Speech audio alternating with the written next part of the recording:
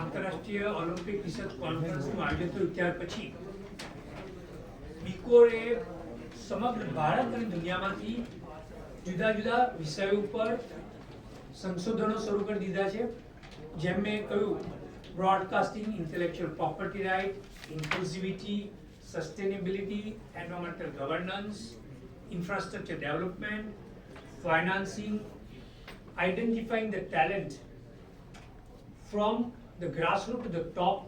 ये जो सभी आयाम ओलंपिक के सबसे बहुत महत्वपूर्ण है, उसमें हम लोगों ने रिसर्च शुरू करी है અને એના જે ભલામણો છે એ પણ બીજી આંતરરાષ્ટ્રીય કોન્ફરન્સ જ્યારે થઈ રહી છે ત્યારે અમે રજૂ કરીશું. સાથે સાથે G20 દરમિયાન પણ સ્પોર્ટ્સ અને સસ્ટેનેબલ એક મહત્વનો ભાગ આપવામાં આવ્યો હતો.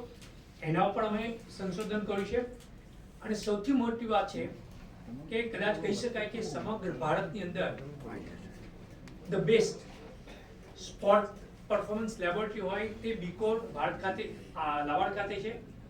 તો ટેકનોલોજી, એજ્યુકેશન, રિસર્ચ, ટ્રેનિંગ, એક્સટેન્શનના માધ્યમથી બીકોર એક વર્ષની અંદર ઘણા મોટા સિદ્ધિઓ પ્રાપ્ત કરી છે. અને જે ભારત સરકાર, ગુજરાત સરકાર તેમજ સમગ્ર સ્પોર્ટિંગ કોમ્યુનિટી હંમેશા તાલીમ અને રિસર્ચ માટે મદદ કરશે.